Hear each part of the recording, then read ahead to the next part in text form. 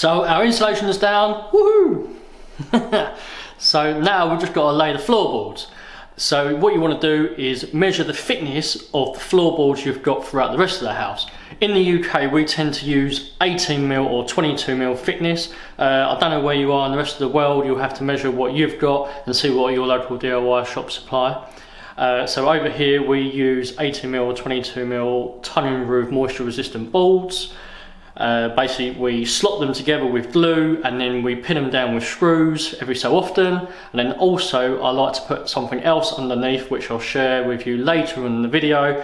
Only a few of us carpenters know about, a nice little secret for you DIYers, and then it'll make your floorboards all nice and secure and you won't have any creakiness in the future ever. So with that, let's load up some boards and let's get started. So as you can see, we've brought our boards up ready to go. We'll be laying from this wall back this way, as I said. You are going to need some tools. So I've gone for the plunge saw with the plunge saw rail. We've got Mr. Henry to suck up all the dust because we don't want any dust on our insulation. If you haven't got a plunge saw, a skill saw will be more than enough. We're going to need some wood glue, a tape measure, a smaller level, an impact driver or a screwdriver, whatever you've got, a little square, pen, pencil, your choice, some gloves, wood screws. I tend to use screws that are 60mm long. I think it just, when the screw goes in through the board into the joist, it pulls it down nice and tight. Anything more than this, I think it's just a bit of a waste, but these are the ones I tend to use. And then my secret little weapon is expanding foam. So as you'll know, joists are never straight.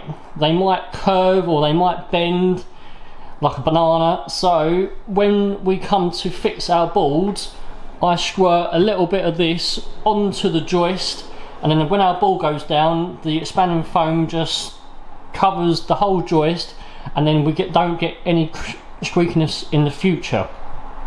If you haven't, so in this I've got an expanding foam with expanding foam gun. The advantages with the gun, I can adjust how much comes out at the end. You could get away with one of these off the shelf, but the only thing is you can't adjust the trigger. So when you pull the trigger, loads is going to come out all at once. But for the sake of 20 quid, advise to buy the gas canister and the gun. The gun can be reused numerous times, and then that just screws onto that, and then we just adjust it on the back. So with our tools and everything set up, let's get started. So before laying any floorboards along our joists, where the joists go into the wall, we're going to want to mark on the wall where our joists are. So that tells us where our joists are to screw into. So without the markings, we're not going to be able to know where the joists are to screw into. So with a pencil or pen, just mark up a little line from the joist on the wall, and then that way we know where the joists are ready for screws. With these tongue and groove boards, you've got a tongue one side and a groove the other side. That means they all slot in together. If you've bought these boards, don't worry if it doesn't meet a joist, because our next board slots into that one, and then when we push these ones up, it'll slot over the joint. So then the joint becomes nice and firm and you haven't got to worry about it flapping about. If you haven't got these and you're using a different type of board where they don't slot into each other, you're going to want to cut along the middle of the joist for you to screw in. When cutting your next bit to fit into this bit, give yourself a few mil to play with so you can move it around and it's not that tight, because otherwise you won't be able to get it in.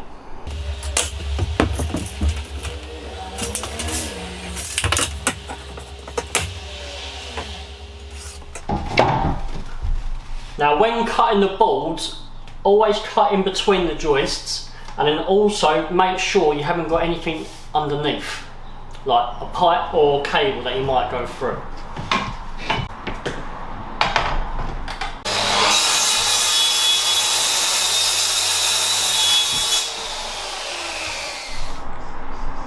So we've cut a bit to go over there, and then our off cut is going to start off our first length to over there. Once you've got your first run placed in only, we're going to mark along the edge of the floorboards onto the joists, and then when we take it up, we're going to spray our expanding foam along the joist up to our line only. So that means when we come to lay our joist down, there won't be any expanding foam that will squeeze out, and it keeps it all underneath the floorboards.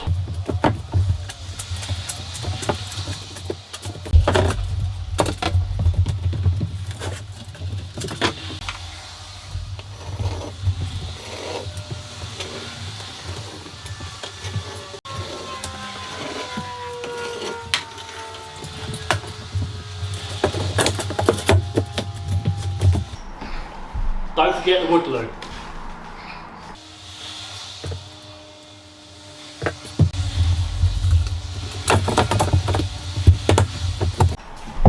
Before we screw anything down, you get your 6 foot level, and what we're going to do, we're going to put it along both of these in the middle just to make sure they're in line.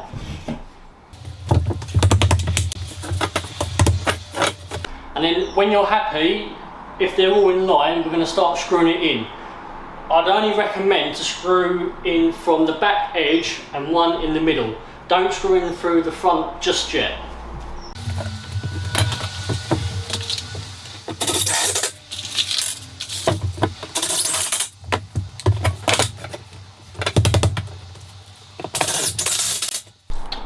So we've got our first board screwed in already. Now what we're going to do, we're going to repeat the process of marking where the joists are on our board, and then that will tell us where we got to screw for the next one.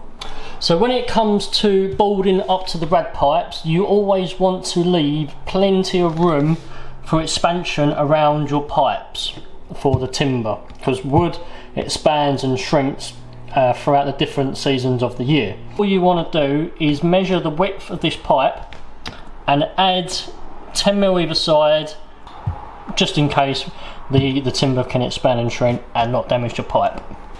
So to do this, we're going to butt our flooring gently up to the pipe, and then with our square,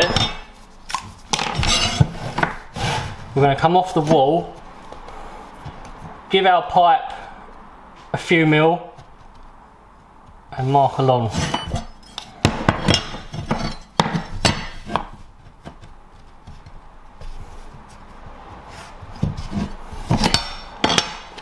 And then with your tape measure, we're going to mark, so where it's butted up to the pipe, we're going to just measure off the wall just to give it a load of nice tolerance.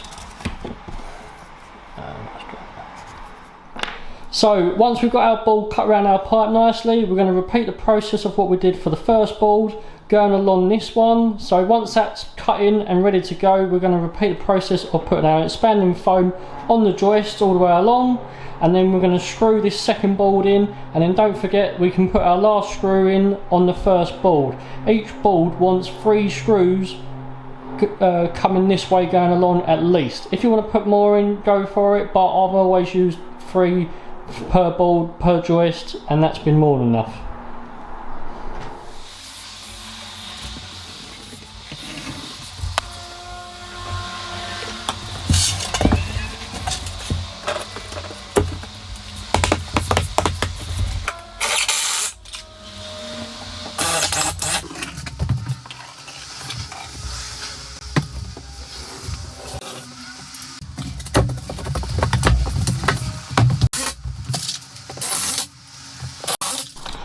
So as you can see, our second row's down, still got a little bit to cut in there, but that gives you an idea of how to do it. So we're going to repeat this process all the way throughout here, and then I'm going to stop somewhere through here where our pipes are, and I just want to go through with you how we deal with them.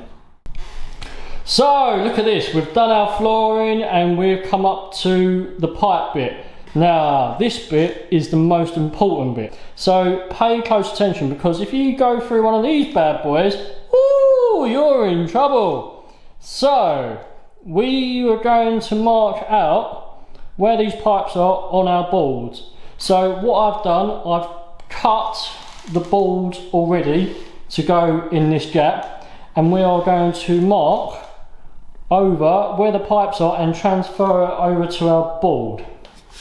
So we are going to start with these pipes going along here on our board. So we are going to measure with our tape measure from here to the outside of that pipe, and then we're going to measure from there to the inside of that pipe and that one, and transfer that to our board. And then as we mark it going round on our board, what we're going to do, we're going to allow an extra 2 inches either side of the pipe, just so we know we're not going to touch them at all. Once you've marked it all out, what we're going to do, we're going to put a nice scruggly line all the way on our floorboards to let you know where our pipes are. As you can see, I've got a little bit of gap from here to there, so that's where I'm roughly going to put a screw. So if you're feeling brave enough and you want a chippy carpentry badge, then mark out the same, but you're going to measure once, and then you're going to measure again, and measure again, and you're going to keep measuring until you don't want to measure anymore, because if you go through one of these, you are going to know about it. So we're about to lay this board over these pipes. If you're still unsure about measuring from here to where the pipes are and not going through them, if you're worried about that, there's another technique, and that's this. With a level, find the centre of the joist and draw a line across here, like I've done there. See the line? And then all you're going to do is, with a tape measure, you're going to measure from this point out, and then you're going to measure that point out to where your screw is, and you're going to write on here. So here I've put 40 and 300, so that means from this edge here out 40mm is where my screw goes, and 300 is where my next screw goes. And then you repeat that to every single one. So here you can see I've put 115, so that's from that line there to there, so that's 115, and you write that. The little X is just so I can put a screw this side, and I know where that is. And then 300 is from here past these pipes, so I know I can get 2 screws there, and that's fine. And then repeat the process. So I've done it again. I've got 115, which is from this line right in the middle of them pipes, and then I've got 300, which is from there to here, and then repeat that all the way along, and then hopefully you won't go through any pipes. So we've got our board down over the pipes, we've checked underneath that there's nothing coming through. I think we're all in the clear, so all we've got to do now is we've got a little sliver to go along that wall, and that is this room all boarded out.